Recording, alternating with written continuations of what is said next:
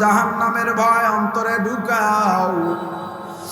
আল্লাহর মায়া আল্লাহর ভালোবাসা এমন ভাবে ঢুকাও, আল্লাহ ভয় পাওয়ার পাত্র নন, আল্লাহ ভালোবাসার পাত্র। আল্লাহকে শুধু ভালোবাসবা, আল্লাহকে ভয় পাইবা না।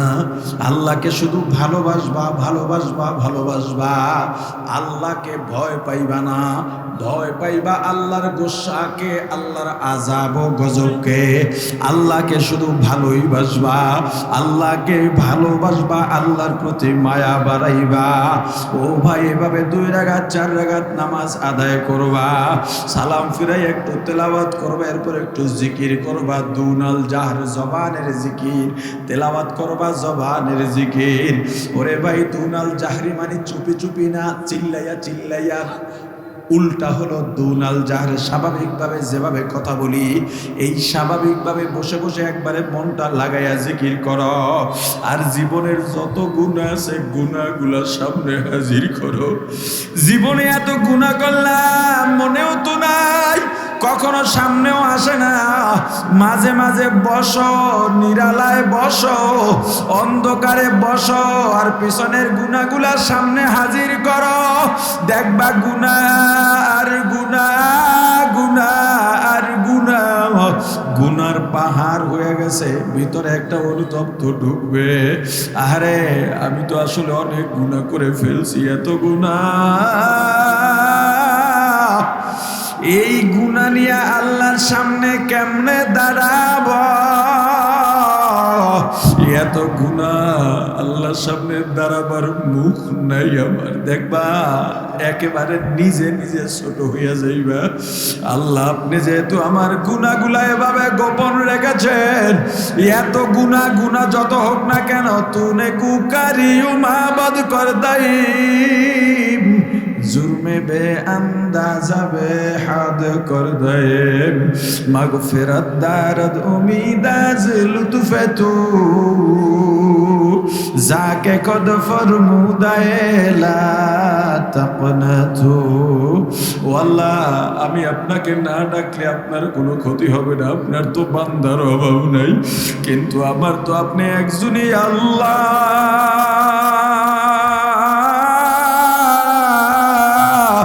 আপনি যদি তারাইয়া দেন, আবার যাওয়ার জায়গা নাই।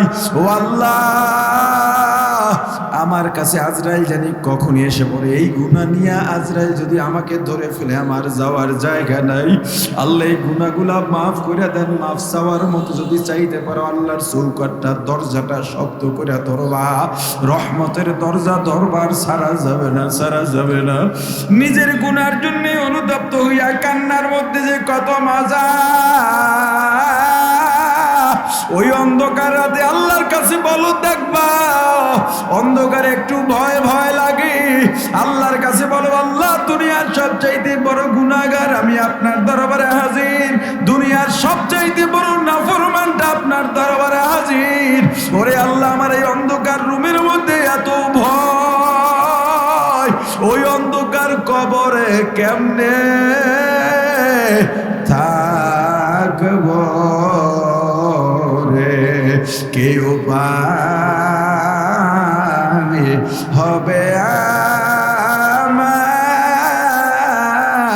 মরণে, কেউ পায় যে হবে আমার কবরে, কেউ পায় যে হবে আমার কবরে। সাথী নাই রে, বাতি নাই রে কবরে, কেমনে থাকব অন্ধকার কবরে, কেমনে থাকব অন্ধকার কবরে। ওরে আমার ভাই, ওই গভীর রাতে নামাজ পড়লা, জিকিরে আল্লাহকে ডাকো ডাকো, আর নিজের লাশ মাঝে মাঝে সামনে দেখার চেষ্টা করো। মরার আগে মরো, মরার আগে মরো, মরার আগে মরো। আল্লাহকে ডাকো আর নিজের মৃত্যুটা সামনে দেখার চেষ্টা করো, নিজের লাশ সামনে দেখার চেষ্টা করো। আমি আমার বিবির পাশে ঘুমায় আছি, আজরাইল আমার জান নিয়ে গেছে, কেউ টের পায় নাই। আমার বিবি অন্ধকারের মধ্যে তার হাত আমার গায়ে পড়ছে, দেখে শরীরটা ঠান্ডা হয়ে গেছে। বিবি লাফ দিয়ে উঠে বাতি জ্বালায় দেখে আমি দুনিয়ার মধ্যে নাই। একটা চিৎকার দিয়া বিবি ঘর থেকে বের হয়ে গেছে, সন্তানেরাও বের হয়ে গেছে। মা কাঁদে, বাবা কাঁদেন, আমার ভাই বোন কাঁদে, সবাই কাঁদে, কিন্তু কেউ মনের ভুলে একবারও বলে না আমাকে দুনিয়ায় 2 দিনের জন্য রেখে দাও। সবাই বলে বিদায় বিদায় বিদায় বিদায়। সবাই কাঁদে ঠিক, কিন্তু আবার কবরে পাঠাবার আয়োজনও করে। ওরে আমার ভাই, ওই কবরে কেমনে থাকবো শুধু এইটাই ভাবো। দেখবা দুনিয়ার সম্মান বৃথা, দুনিয়ার অর্থবিত্ত বৃথা, দুনিয়ার পদ পদবী বৃথা। আহারে আমাকে কেউ গোসল করাবার জন্য গরম পানি বসা দিছে, কেউ মশারি টানা দিছে, কেউ মসজিদে যায় কাটি আনার জন্য, কেউ কবর খুঁড়তেছে। সাদা পাতলা 3খানা কাপড়ের প্যাকেট বানাইয়া ওই খাটে চড়াইয়া জানাজা দিয়া কাঁধে নিয়ে কবরের দিকে রওনা হয়। আমার ছোট ছোট ছেলে মেয়ে পেছনে পেছনে দৌড়ায়, আর আমাকে আব্বু আব্বু বলে ডাকে, জবাব দিতে পারি না। আমার মা বাড়ির দরজায় গিয়া গাছের আড়ালে দাঁড়াইয়া আমার লাশের বহরের দিকে তাকাইয়া তাকাইয়া কাঁদে। আহারে ওই কবর দুনিয়ার সবচেয়ে ভয়ঙ্কর অন্ধকার। আমাকে কবরে রেখে বাঁশের চালি দিয়া কলা পাতা বিছাইয়া সবাই হাতের মুষ্টিতে মাটি নিয়ে মাটি দেয় আর বলে মিনহা খালাকনাকুম ওয়া ফিহা নুঈদুকুম ওয়া মিনহা নুখরিজুকুম তারাতান উখরা।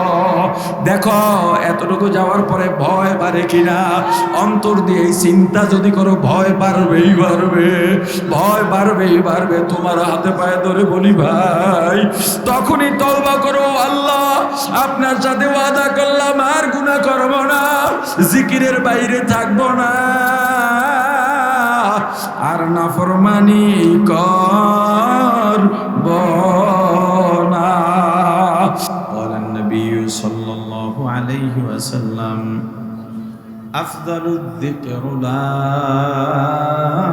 ইলাহা ইল্লাল্লাহ। জবানের জিকিরের মধ্যে সবচেয়ে উত্তম জিকির কোনটা? বলেন বলেন বলেন। জিকিরে হক আমুদ গযাই রূহেরা মরহমা মুদি দিলে মজরূহেরা। আল্লাহ আল্লাহ क्या मुबारक नाम है, अल्लाह अल्लाह आशिकों का काम है। ला इलाहा इल्लल्लाह, ला इलाहा इल्लल्लाह, ला इलाहा इल्लल्लाह, ला इलाहा इल्लल्लाह, ला इलाहा इल्लल्लाह, ला इलाहा इल्लल्लाह। उत्तम जिकिर ला इलाहा इल्लल्लाह। তুমি যদি মুমিন হও, যখনই তুমি শুনবা লা ইলাহা ইল্লাল্লাহর জিকির শুরু হয়ে গেছে, তোমার কলবে কম্পন শুরু হবে। অথবা তুমি যদি নিজেও জিকিরে বসে যাও, আর যদি মুমিন হও, মুমিনের কলব, মুমিনের ঈমান বসে থাকবে না। মুমিনের কলবের মধ্যে কম্পন শুরু হবে, ঢেউ খেলা শুরু হবে।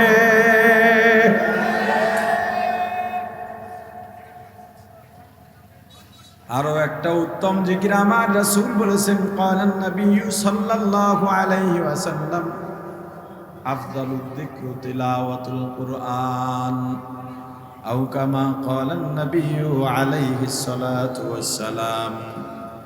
তেলাওয়াত করা, কোরআনের তেলাওয়াত উত্তম জিকির। লা ইলাহা ইল্লাল্লাহ উত্তম জিকির, তেলাওয়াত উত্তম জিকির। তবে জবানের জিকির আছে অনেকগুলা। সুবহানাল্লাহ জবানের জিকির, আলহামদুলিল্লাহ জবানের জিকির, আল্লাহু আকবার জবানের জিকির, লা ইলাহা ইল্লাল্লাহ জবানের জিকির। আপনি যদি পীরের মুরিদ হয়ে যান, আপনার পীর যদি ইল্লাল্লাহ জিকিরের সবক দিয়ে থাকে, আপনার জন্য ইল্লাল্লাহ জিকির, আল্লাহ জিকির, ইস্তিগফার জিকির, দরুদ জিকির, জবানের জিকির, তেলাওয়াত জিকির। প্রাণের ভাই আমার, মাসনুন যত দোয়া আছে এগুলো জিকির। এই যে জবানের জিকির, যখন মুমিন জিকির করবে কলবের মধ্যে কম্পন শুরু হবে। এই কম্পনটা কি? মুমিনের কম্পন, মানে আল্লাহর প্রতি মায়া বাড়বে। কি বাড়বে? কার প্রতি? আল্লাহ। আল্লাহ জিকির করবে, আল্লাহর প্রতি মায়া বাড়বে, ভালোবাসা বাড়বে। হুয়াল্লাযী আনজালাস সাকিনাতা ফী কুলুবিল মুমিনিনা লিয়াজদাদু ঈমানাম মা'a ঈমানিহিম। আল্লাহ বলেন, মুমিন যখন মুমিনের অন্তরে আল্লাহ সাকিনা ঢালেন। কি ঢালেন? কি ঢালেন? সাকিনা বুঝেন? রহমত, বরকত, মানে শান্তি বর্ষিত করেন মুমিনের অন্তরে। এরপরে যখন মুমিন নামাজে দাঁড়ায়, আল্লাহর প্রতি মায়া বাড়তে থাকে, জিকিরে বসে মায়া বাড়তে থাকে। আর অবস্থাটা যখন এমন হয় যে বান্দার কলবে আল্লাহ সাকিনা ঢালেন, তখন লিয়াজদাদু ঈমানাম মা'a ঈমানিহিম, ওই মুমিনের কলবে যে ঈমান আছে, এই ঈমান যা আছে তার থেকে যোগ হইয়া আরো বাড়ে। আগে যে ঈমান ছিল এটার সাথে আরো ঈমান কি হয়? বলে না, বলে না, কি হয়? কে যোগ করেন? এখন আপনি আসেন, দুনিয়ার যে ঘোরের মধ্যে আছি এটার থেকে বের হন। চাই আপনি সম্পদশালী হন, চাই আপনি গরিব হন, চাই আপনি শিক্ষক হন, চাই আপনি আলেম হন, চাই আপনি ক্ষমতাবান হন, সব ঘোরগুলো অন্তত কয়েকটা ঘন্টার জন্য মাথার থেকে ঝেড়ে ফেলেন, কোনো ক্ষতি হবে না, ঝাড়েন। এখন নিজেকে চেনার চেষ্টা করেন, আমি কে। অন্যকে চেনার দরকার নাই, অন্যকে নিয়ে গবেষণা করার দরকার নাই। এবার নিজেকে চেনা শুরু করেন, আমি কে আসলে। এই যে আমি সম্মানের পেছনে দৌড়াই, অর্থের পেছনে দৌড়াই, দৌড়ানোর উদ্দেশ্য কি এটা তালাশ করেন। দেখেন দৌড়ানো যদি একমাত্র লিল্লাহে তাআলা হয়ে থাকে, অথবা দ্বীনের জন্য হয়ে থাকে, দৌড়ান। শুধু অন্তর মুখলেস রেখে, খালেস রেখে দৌড়ান, সমস্যা নেই। কিন্তু আমি যদি দেখি সম্পদের পিছনে দৌড়াই কিন্তু সম্পদ পাই না, তখন চুরির দিকে হাত বাড়াই। ব্যবধান বুঝেন? পরীক্ষাটা কিভাবে করবেন? আমি যে সম্মানের পেছনে দৌড়াইতেছি, এইটা কি দুনিয়ার খাহেসাত, এইটা কি নফসের ওয়াসওয়াসা, নাকি আমি আল্লাহর জন্য দ্বীনের শান ও মান ও আজমতকে আরো বুলন্দ করার জন্য? প্রমাণ কিভাবে মেলাবেন? যদি দেখেন আমি চেয়ারের জন্য গেলাম, আমি চেয়ারে বসলে আলেমদের সম্মান বাড়বে, কিন্তু চেয়ারটা আমাকে দেয় নাই, তখন ওই স্টেজ থেকে আমি নেমে গেলাম, আমার আর বসতেও ভালো লাগে না, বাইরে গিয়ে সমালোচনাও করলাম, পরের বার দাওয়াত দিলে এলাম না। বুঝতে হবে আমার দৌড়টা লিল্লাহে তাআলা দৌড় ছিল না। আমি সম্পদ কামাই যদি দ্বীনের জন্য হয়ে থাকে, কিন্তু সম্পদ না পাইলেই যে কোনো উপায় আমি গ্রহণ করা শুরু করি, চুরির সুযোগ পাইলে চুরি করি, ডাকাতির সুযোগ পাইলে ডাকাতি করি, দুর্নীতির সুযোগ পাইলে দুর্নীতি করি। ক্ষমতার জন্য আমি স্পষ্ট বলে দেই, একজন মুসলমান হওয়ার পরেও আমি শরিয়া আইনে বিশ্বাসী না। কোন আইনে বিশ্বাসী না? কোন মুমিন, কোন মুসলমান যদি বলে শরিয়া আইন বিশ্বাস করি না, ঈমান শেষ। ওর ঈমান তাজদীদ করতে হবে। কোন মুসলমান এমন নেতার অনুসরণ করলে ওর ঈমান শেষ হয়ে যাবে। হিসাব একদম সোজা। তুমি মুসলমান যুবক, তুমি আমাকে বলো, তোমার কাছে রাসূলের আদর্শের থেকে জিয়ার মুজিবের আদর্শ ভালো হলো কবে? তুমি কিসের মুসলমান? তুমি দেখো না তোমার বন্ধু বান্ধব কত যুবক মারা যাচ্ছে, রোড অ্যাক্সিডেন্টে মারা যায়। এইবার ডেঙ্গুতে কত অল্প বয়সী ছেলে মেয়ে মারা গেছে। আমার ভাগ্নি মারা গেছে, 22 বছর বয়স। আমার এক আপন স্বাস্থ্য ভাই এখনো আমার বাসায় শুয়ে রয়েছে, অনেকদিন ধরে বারডেমে ছিল, এখনো বাঁচবে না মারা যাবে জানি না। আমার অনেক ছোট না, মৃত্যু মনে হয় খুব দূরে। আরে বলে না, মৃত্যু কাছে না ধারে? ধারেও কাছেও, কাছে না দূরে? জোরে কতটুকু কাছে বলতে পারেন? প্রত্যেক ইনসান, শুধু ইনসান নয়, প্রত্যেক জানওয়ার, অর্থাৎ যাদের জান আছে, জীবন আছে, প্রত্যেক জীব আজরাইলের আয়াত্তের ভিতরে। আজরাইল আমার সাথে নাই, কিন্তু আমি তার আয়াত্তের, আরে বলে না, আমি তার আয়াত্তের ভিতরে। আমি আজরাইলের আয়াত্তের বাইরে না, একদম তার আয়াত্তের ভিতরে।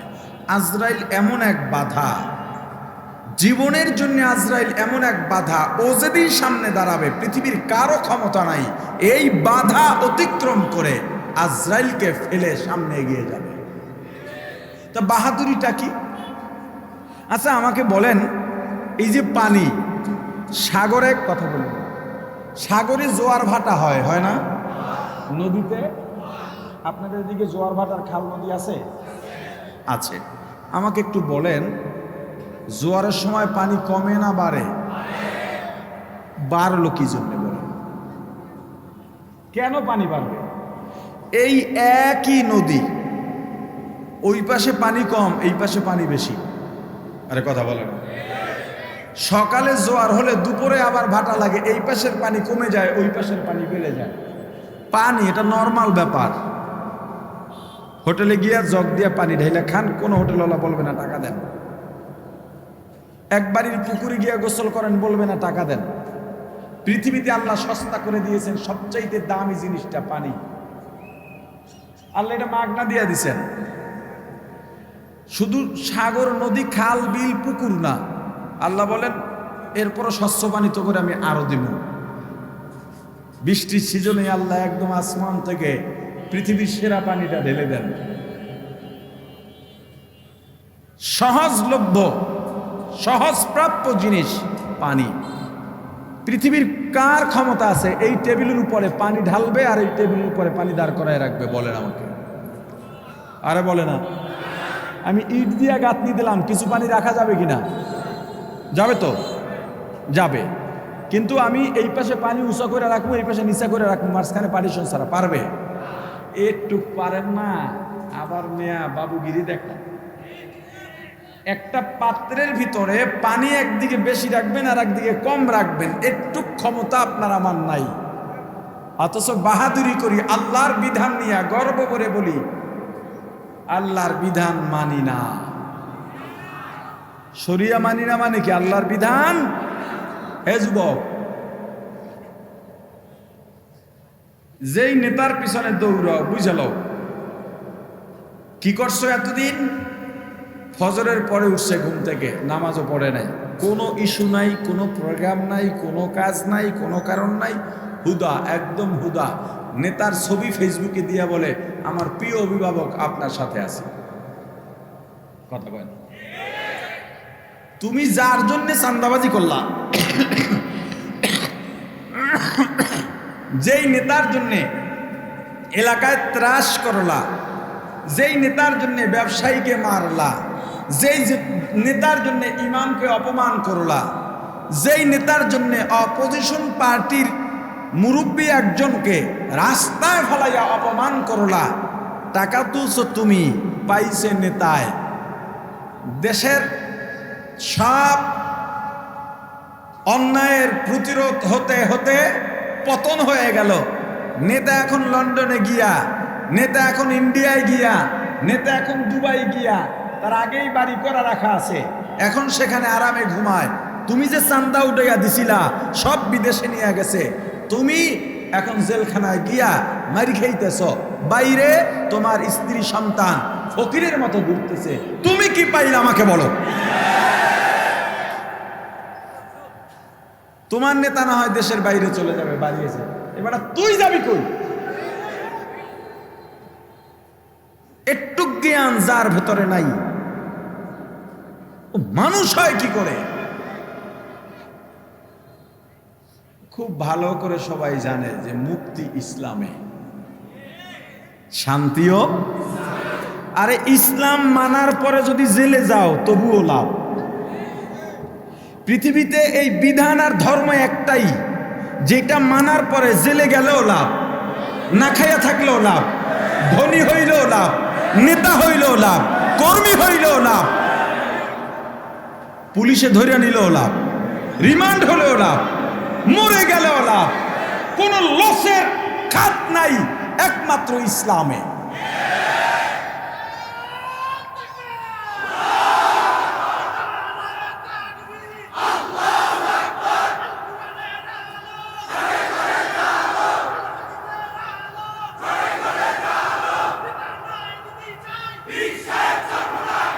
আচ্ছা, মাহফিলে দলীয় স্লোগান দেবেন না, ওটা সুন্দর দেখায় না।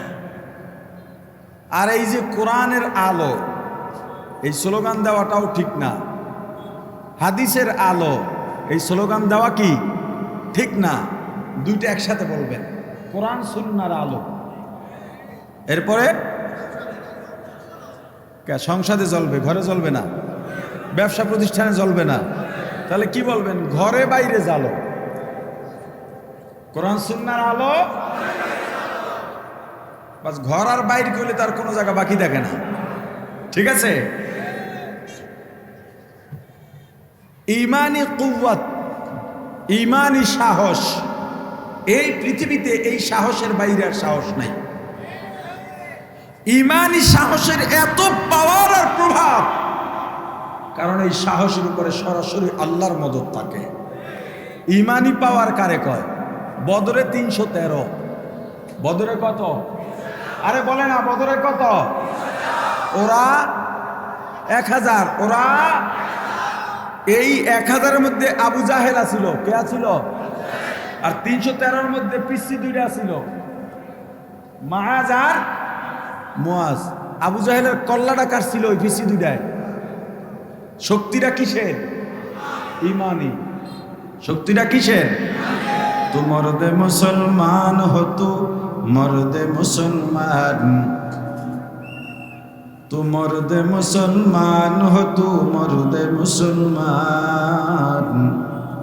এক হাত মে তলওয়ার, এক হাত মে কুরআন, এক হাত মে তলওয়ার, এক हाथ में कुरान। ला इलाहा इल्लल्लाह, ला इलाहा इल्लल्लाह, ला इलाहा इल्लल्लाह, ला इलाहा इल्लल्लाह, ला इलाहा इल्लल्लाह, ला इलाहा ইল্লাল্লাহ। প্রাণের ভাই আমার, যদি নিজেকে মুমিন দাবি করো, যেই দলেরই হও না কেন, মুমিন যখনই শুনবে লা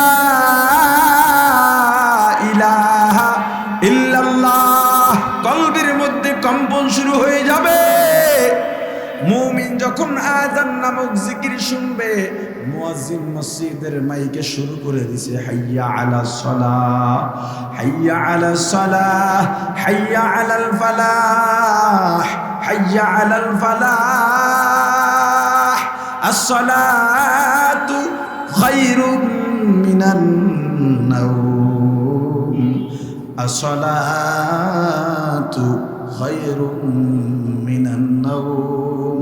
শীত বুঝি না, গরম বুঝি না, মুমিন যে মুমিন, ওর কলবের মধ্যে জ্বালা পড়া শুরু হয়ে যাবে নামাজে যাওয়ার জন্যে।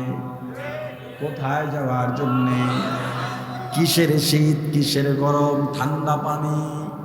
আজান শুনছে, জিকির শুনছে, মুমিন আর দেরি করবে না, দৌড়ে গিয়া ওযুখানায় ঠান্ডা পানি দিয়াই ওযু করবে।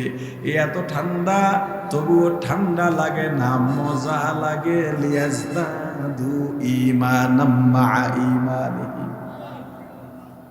এই যারা নামাজি আছেন আমার কথায় সাক্ষী দেন, শীতের রাত, কনকনে শীত, শাল, চাদর, জ্যাকেট ছাড়া বাইরে বের হওয়া যায় না।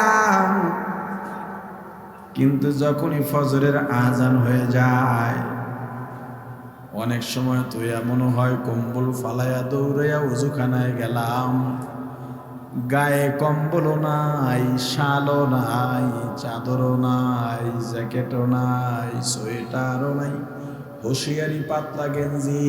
ওযুখানায় বসে নামাজি ওযু করে, গায়েও শীত লাগে না, হাতেও শীত লাগে না, মুখেও শীত লাগে না, পায়েও শীত লাগে না, বরং মজা আর মজা, মজা আর মজা। ওযু করার পরে মনে হয় আমি অসম্পূর্ণ ছিলাম, ওযুর পরে সম্পূর্ণ মনে হয়। যারা নামাজি, নামাজ যতক্ষণ না হয় মনে হয় আমি কি যেন হারায় আছি, কি যেন অসম্পূর্ণ। কিন্তু যখন নামাজ পড়া, নামাজের বিছানায় দাঁড়িয়ে যায়, নামাজের জন্য মসজিদে যায়, যত কদম দেয় তত মজা লাগে, যত কদম দেয় তত মজা লাগে। আর মনে মনে বলে তাকবীরুল্লাহ যেন না হারাই। যদি গিয়া দেখে এখনো ইকামত শুরু হয় নাই, একটা স্বস্তির নিঃশ্বাস ফেলে জামাত পাইয়া গেছি। আউলিয়ারা কারে উকুবা ইখতিয়ার, জাহেলারা কারে দুনিয়া ইখতিয়ার, আশিকারা মিল্লাত মাযহাব জুদাস্ত, আশিকারা মিল্লাত মাযহাব খুদাস্ত। মিয়ানে আশিক মাশুক রমজিস্ত, কিরামান কাতিবিনিরা হাম খবর নিস্ত। লা ইলাহা ইল্লাল্লাহ, লা ইলাহা ইল্লাল্লাহ, লা ইলাহা ইল্লাল্লাহ, লা ইলাহা ইল্লাল্লাহ, লা ইলাহা ইল্লাল্লাহ, লা ইলাহা ইল্লাল্লাহ। প্রাণের ভাই আমার, মুমিন যখন জিকির শুনবে বা করবে, মুমিনের অন্তরে ঢেউ শুরু হবে, ঢেউ, আল্লাহর মায়ার ঢেউ, ভালোবাসার ঢেউ। দেখো, আমি মসজিদের পাশ দিয়ে যাচ্ছি, আমি যদি মুমিন হয়ে থাকি, আমি দেখলাম মসজিদের মধ্যে নামাজের পরে এক ভাই জিকির করতেছে, সুবহানাল্লাহ, আলহামদুলিল্লাহ, লা ইলাহা ইল্লাল্লাহ, আল্লাহু আকবার। জিকির করে সুবহানাল্লাহি ওয়া বিহামদিহি, সুবহানাল্লাহিল আযীম। দরুদ পড়তেছে সাল্লাল্লাহু আলাইহি ওয়াসাল্লাম, সাল্লাল্লাহু আলাইহি ওয়াসাল্লাম। আমি যখন পাশ থেকে যাই, আমার ভেতরে একটা আলাদা দোল খাওয়া শুরু হয়। আমি জিকির করতে পারলাম না, আফসোস শুরু হয়, আবার ভালো লাগা শুরু হয়। ওর শোনা শুনি আমিও রিকশায় বসে আছি অথবা হাঁটতেছি, ও জিকির করে সুবহানাল্লাহ, আমিও হাঁটতেছি আর আফসোস করতেছি, দেখো আমার চেয়ে কত মকবুল আর আল্লাহর প্রিয় বান্দা। ও জিকির করে আমারও ভালো লাগা শুরু হয়। আমিও যেহেতু মোমেন, আমি রাস্তা দিয়া হাঁটি, আমিও গুনগুনাইয়া শুরু করি সুবহানাল্লাহ সুবহানাল্লাহ সুবহানাল্লাহ সুবহানাল্লাহ সুবহানাল্লাহ সুবহানাল্লাহ আলহামদুলিল্লাহ আলহামদুলিল্লাহ। এই যে জারি হইয়া গেল, জারি হইয়া গেল, দোকানে গেলাম, গুনগুনাইয়া জিকির করতেছি। দোকানদার বলে কি নেবেন, ইশারায় দেখায় আলু দাও, মুখে কয় না, কারণ জিকিরে মজা পেয়ে গেছে। কিন্তু যখন বলে ব্যাগ দেন, বারবার কথা বলে, তখন জিকির বন্ধ করে কথা বলি, আবার জিকির শুরু হয়ে যায়, আবার জিকির শুরু হয়ে যায়। এটাই মুমিনের খাসলাত। মুমিনের অন্তর কখনো আল্লাহর স্মরণের বাইরে থাকে না। হামেশা জিকির কর মুমিন, গাফেল থাইকো না। হামেশা জিকির কর মুমিন, গাফেল থাইকো না। জিকির করছেন মুসা নবী,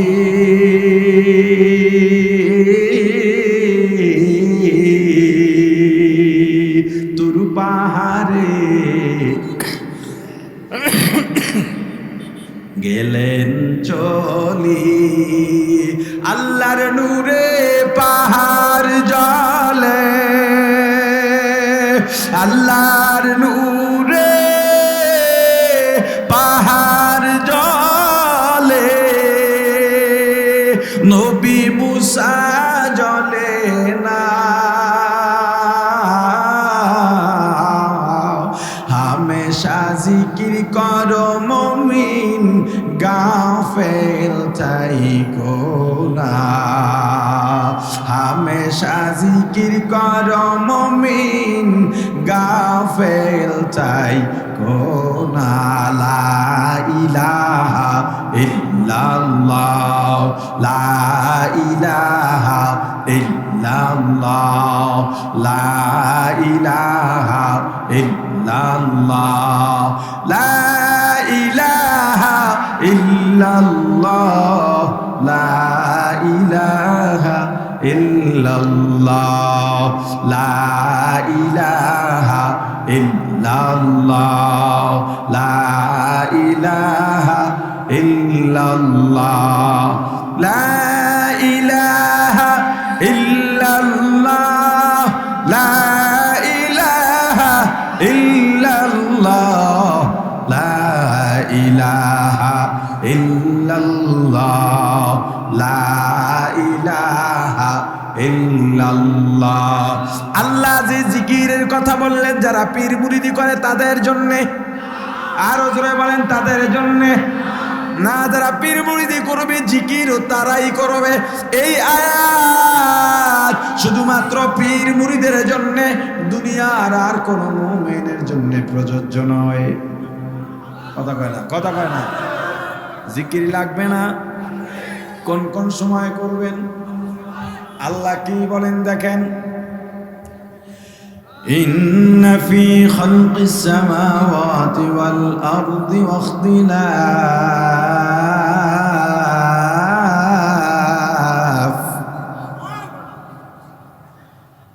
ইখতিলাফিল লাইলি ওয়ান নাহার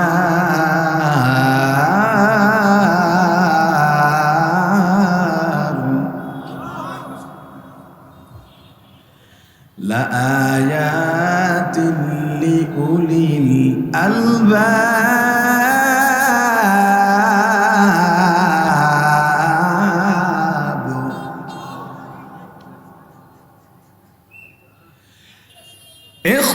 ইখতিলাফিল লাইলি ওয়ান নাহারি লাআয়াতিন লিউলিল আলবাব।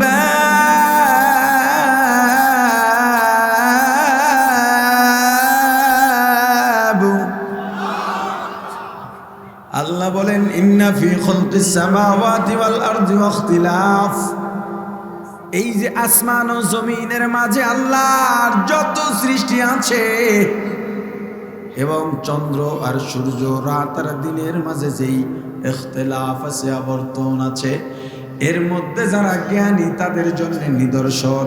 নিদর্শন কাদের জন্য? মূর্খ না জ্ঞানী? আরে বলেন না, মূর্খ না জ্ঞানী?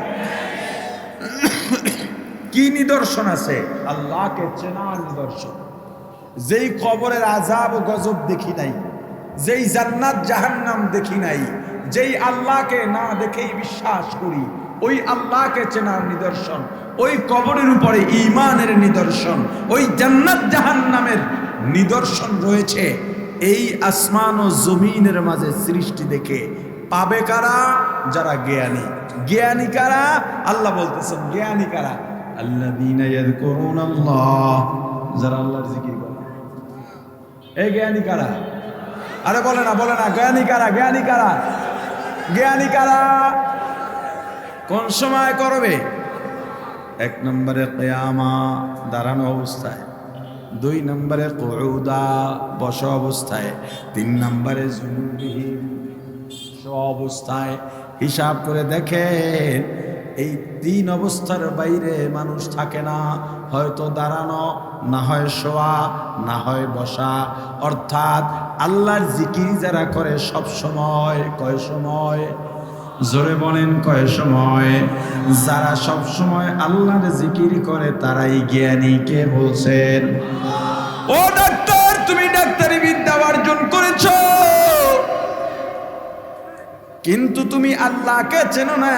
ডাক্তার হতে পেরেছো, এখন পর্যন্ত জ্ঞানী হতে পারো নাই। ইঞ্জিনিয়ার, বিজ্ঞানী, তোমার তো ডিগ্রির কোনো অভাব নাই। এলাকায় গেলে তোমাকে সবাই ফুলের মালা পরায়, তুমি কৃতি সন্তান। বৈঠকে গেলে বড় চেয়ারটা তোমাকে ছেড়ে দেয়।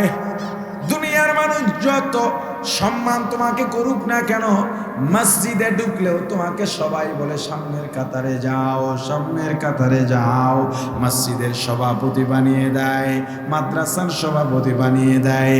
কিন্তু তোমার জ্ঞান দিয়া যদি আল্লাহকে না চিনতে পারো, দুনিয়ায় যত সম্মানই পাও না কেন, আল্লাহর আদালতে মূর্খের বাইরে না। তুমি এখনো মূর্খ। আল্লাহকে যে চেনে সে যদি রিক্সাওয়ালা হয় তবুও জ্ঞানী। আল্লাহকে যে চেনে সে যদি দিনমজুর হয় তবুও সে জ্ঞানী। অতএব গরিব আফসোস করিও না, লেখাপড়া করো নাই তাতেও আফসোস করো না। তুমি যদি আল্লাহকে চিনতে পারো, তোমার চেয়ে দুনিয়া আখিরাতের বড় ধনী আর জ্ঞানী কেউ না। মোমেন, মোমেন তো তারা ইদা যুকিরাল্লাহ, যখন আল্লাহর জিকির হবে, ওয়াজিলাত কুলুবুহুম, কলবের মধ্যে কম্পন শুরু হবে, ঢেউ খেলা শুরু হবে, ভালো লাগা শুরু হবে। আল্লাহ শুনবে ভালো লাগবে, আল্লাহ বলতেও ভালো লাগবে, সুবহানাল্লাহ শুনলেও ভালো লাগবে, বললেও ভালো লাগবে, আলহামদুলিল্লাহ শুনলেও ভালো লাগবে, বললেও ভালো লাগবে, আল্লাহু আকবার শুনলেও ভালো লাগবে, বললেও ভালো লাগবে, লা ইলাহা ইল্লাল্লাহ বললেও ভালো লাগবে, শুনলেও ভালো লাগবে, হাইয়া আলাস সালাহ শুনলেও ভালো লাগবে, বললেও ভালো লাগবে। যার ভালো লাগে না ও মুমিন না। জিকির কয় ভাবে করা যায় বলছিলাম? এবার বলেন জিকির অর্থ কি? কার স্মরণ? কয় ভাবে করা যায়?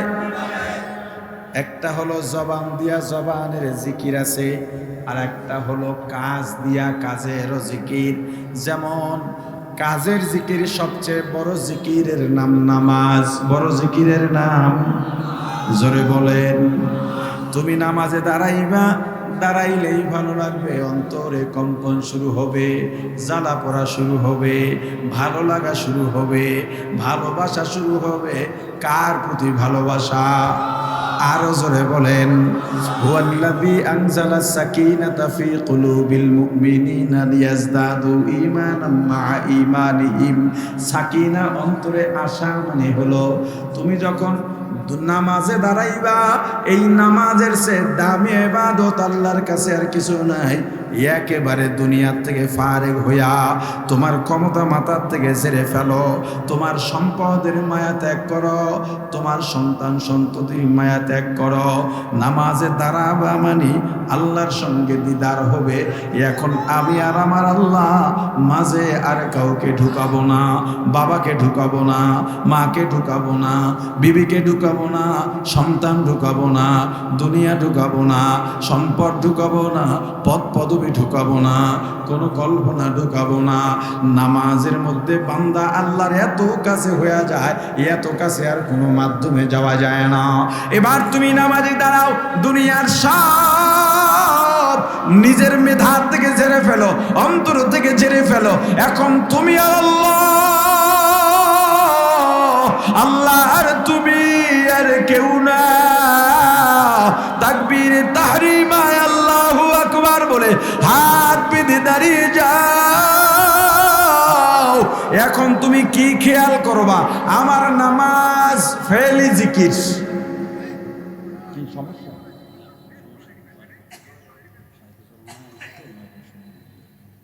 ঠিক আছে, নামাজে দাঁড়াইলাম, জবানের জিকির তো এতক্ষণ বললাম। জবানের জিকির সব সময়, কয় সময়? কিন্তু তোমার পীর সকাল সন্ধ্যা জিকিরের সবক দিস, ওইটাই আমল করতে পারো না। আরে কথা কয় না। তুমি জিকির পালন করলেও কেমন জিকির করো? তোমার কলবের মধ্যে দোল খায় না কেন? তোমার কলবের মধ্যে মজা লাগে না কেন? তুমি আরো 5 জনকে নিয়ে জিকিরে কেন যাও না? তোমার বাসায় কেন জিকির নাই? তোমার সন্তান কেন জিকির করে না? তোমার বিবি কেন জিকির করে না? জিকিরের চেয়ে 5 জিকির যদিও নফল ইবাদত, যদিও নফল ইবাদত, এরপরেও জিকির একটা পাওয়ারফুল ঔষধ প্রত্যেক মানুষের জন্যে।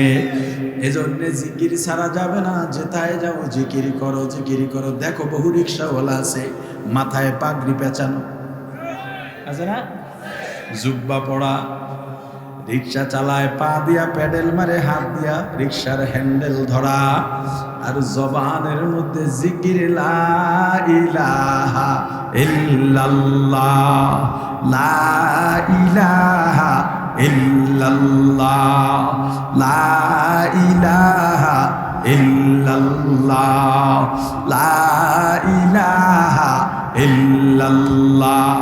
কৃষক কৃষিকাজে কাজ করে, অন্যরা গল্প করে, মানুষ নিয়ে গীবত করে, রাজনৈতিক আলোচনা করে। এ গরিব, তোরে এত রাজনীতি নিয়ে ভাবতে পারে?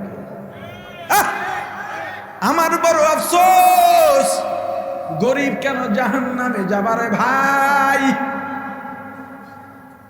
এ গরিব, যেহেতু দুনিয়ায় তোমার দেখা সত্ত্বে শান্তি নাই, তুমি কেন মিথ্যা বলবা? মিথ্যা বললেই কি 5 তলা বিল্ডিং পাইবা? যেহেতু মিথ্যা বললে তোমার ভাগ্যের পরিবর্তন হয় না, মিথ্যা কেন বলবা?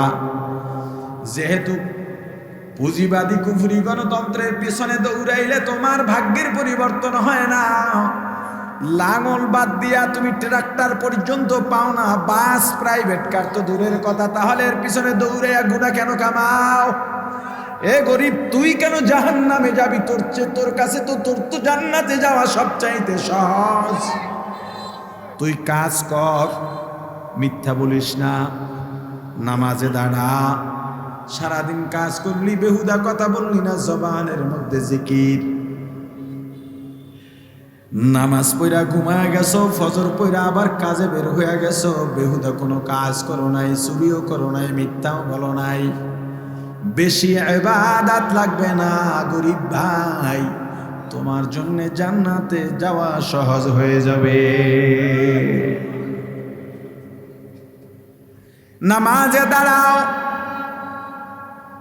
অন্তত আজকের জন্য 2টা রাকাত নামাজ এখান থেকে গিয়া বাসায় পড়বা। জীবনে যদি এমনটা করে নাও তবে আজকে একদিন অন্তত করো, নিজের গুনার জন্য অনুতপ্ত হইয়া এমন জিকির তো কোনোদিন দাঁড়াইলাম না। আজকে আমি 2 রাকাত নামাজে দাঁড়াবো, সব নামাজ এভাবে পড়তে হবে, তবে আজকে একটু ফাস্ট চেষ্টা করেন। সবাই ঘুমায় গেছে, আপনি একটু অজু করেন, সুন্দর করে অজু বানান। অজু বানায়া নির্জনে একটা রুমের মধ্যে যান, একা অন্ধকার রুম। এরপরে নামাজে দাঁড়ান, দুনিয়ার সব কিছু ফারেক হয়ে মেধা থেকে অন্তর থেকে সব কিছু বাদ দিয়া নামাজে দাঁড়ায় যান। খেয়াল করবেন আমি পুলসিরাতের উপরে দাঁড়ানো। এবার ওই অন্ধকারে যে নামাজ পড়তেছেন পুলসিরাত দেখার চেষ্টা করেন, কারণ দুনিয়ার যেহেতু কোনো খেয়াল নাই, উলামা ইকরামের জবানে, পীর মাশায়েখের জবানে পুলসিরাতের বর্ণনা শুনছি। পুলসিরাত জাহান্নামের উপর থেকে দেওয়া হবে, অর্থাৎ জাহান্নামের উপরে পুলসিরাত থাকবে। ওই পুলসিরাতের উপর আমি দাঁড়ানো, জাহান্নামের ভয়াবহতাও শুনলাম। যা শুনছি ওইটা কল্পনা করে জাহান্নাম দেখার চেষ্টা করো, পুলসিরাত দেখার চেষ্টা করো। আর মনে করো আজরাইলের আয়াতের মধ্যে আমি আছি, আমার সামনে আল্লাহ দাঁড়ানো, আমার মাঝে আল্লাহর মাঝে আর কোনো বাধা নাই, বাধা নাই। আল্লাহকে দেখার চেষ্টা করো, আল্লাহকে দেখার চেষ্টা করো। ফাইল্লাম তাকুম তারা, যদি আল্লাহকে দেখতে না পাও ফাইন্নাহু ইয়ারা, মনে করবা আল্লাহ তোমাকে দেখতেছেন। নামাজে দাঁড়াও, কেরাত পড়ো, কান্নার চেষ্টা করো, জাহান্নামের ভয় অন্তরে ঢুকাও। আল্লাহর মায়া, আল্লাহর ভালোবাসা এমন ভাবে ঢুকাও, আল্লাহ ভয় পাওয়ার পাত্র নন, আল্লাহ ভালোবাসার পাত্র। আল্লাহকে শুধু ভালোবাসবা, আল্লাহকে ভয় পাইবা না। আল্লাহকে শুধু ভালোবাসবা, ভালোবাসবা, ভালোবাসবা, আল্লাহকে ভয় পাইবা না। ভয় পাইবা আল্লাহর গোসাকে, আল্লাহর আযাব ও গজবকে। আল্লাহকে শুধু ভালোই বাসবা, আল্লাহকে ভালোবাসবা, আল্লাহর প্রতি মায়া বাড়াইবা। ও ভাই, এভাবে 2 রাকাত 4 রাকাত নামাজ আদায় করবা, সালাম ফিরাই একটু তেলাওয়াত করবা, এরপর একটু জিকির করবা। দুনাল জাহর, জবানের জিকির, তেলাওয়াত করবা জবানের জিকির। ওরে ভাই, দুনাল জাহরি মানে চুপি চুপি না, চিল্লাইয়া চিল্লাইয়া। উল্টা হলো দুনাল জাহরে, স্বাভাবিকভাবে যেভাবে কথা বলি এই স্বাভাবিকভাবে বসে বসে একবারে মনটা লাগাইয়া জিকির করো। আর জীবনের যত গুনাহ আছে গুনাহগুলো সামনে হাজির করো। জীবনে এত গুনাহ করলাম মনেও তো নাই, কখনো সামনেও আসে না। মাঝে মাঝে বসো, নিরালায় বসো, অন্ধকারে বসো, আর পিছনের গুনাহগুলা সামনে হাজির করো। দেখবা গুনাহ আর গুনাহ, গুনাহ আর গুনাহ, গুনার পাহাড় হয়ে গেছে, ভিতরে একটা অনুতপ্ত ঢুকবে। আরে আমি তো আসলে অনেক গুনাহ করে ফেলছি, এত গুনাহ। এই গুনাহ নিয়ে আল্লাহর সামনে কেমনে দাঁড়াব? এত গুনাহ, আল্লাহর সামনে দাঁড়াবার মুখ নাই আমার। দেখবা একেবারে নিজে নিজে ছোট হইয়া যাইবা। আল্লাহ, আপনি যেহেতু আমার গুনাহগুলা এভাবে গোপন রেখেছেন, এত গুনাহ যত হোক না কেন, তুনে কুকারিউ মাবদ কর দাই, जुर्मे बे अंदाजा बे हद कर दे, मगफिरत दारद उम्मीद आज लुत्फ तू, जाके कद फरमुदाए ला तकनतु। ও আল্লাহ, আমি আপনাকে না ডাকলে আপনার কোনো ক্ষতি হবে না, আপনার তো বান্দার অভাব নাই, কিন্তু আমার তো আপনি একজনই আল্লাহ।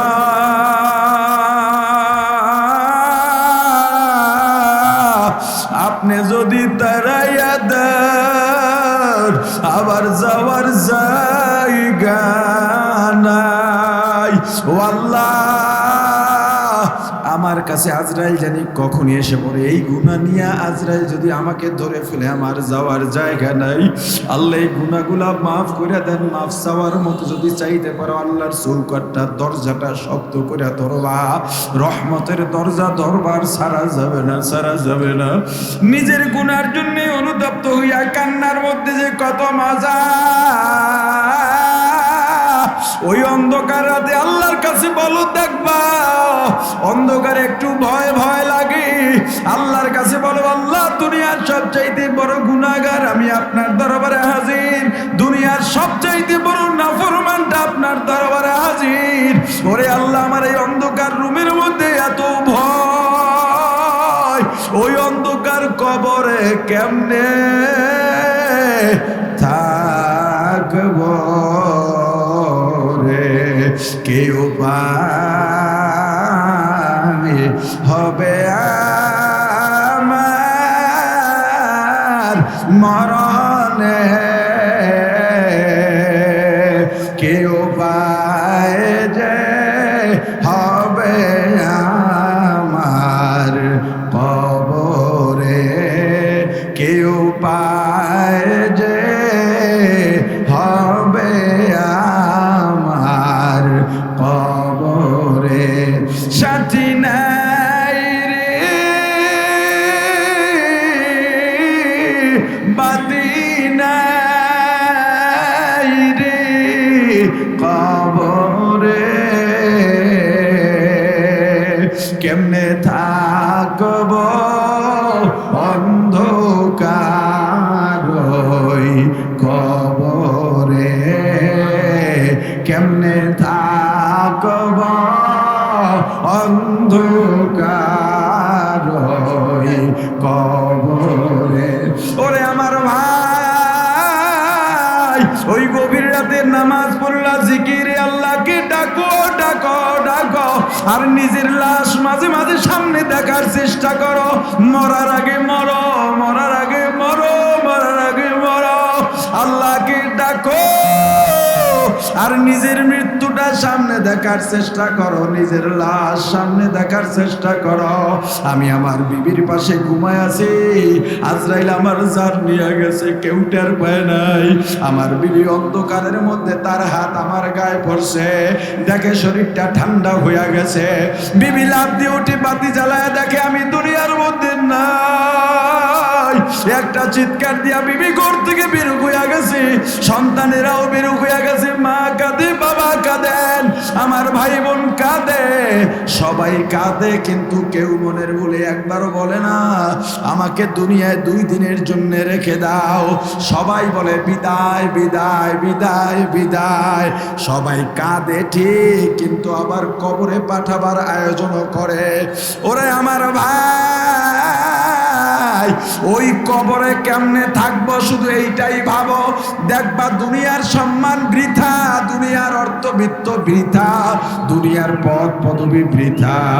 আহারে, আমাকে কেউ গোসল করাবার জন্য গরম পানি বসা দিছে, কেউ মশারি টানা দিছে, কেউ মসজিদে যায় কাটি আনার জন্য, কেউ কবর খুঁড়তেছে।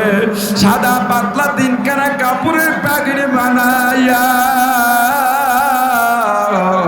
ওই খাটে চড়াইয়া জানাজা দিয়া কাঁধে নিয়ে কবরের দিকে রওনা হয়। আমার ছোট ছোট ছেলে মেয়ে পেছনে পেছনে দৌড়ায়, আর আমাকে আব্বু আব্বু বলে ডাকে, জবাব দিতে পারি না। আমার মা বাড়ির দরজায় গিয়া গাছের আড়ালে দাঁড়াইয়া আমার লাশের বহরের দিকে তাকাইয়া তাকাইয়া কাঁদে। আহারে, ওই কবর দুনিয়ার সবচেয়ে ভয়ঙ্কর অন্ধকার।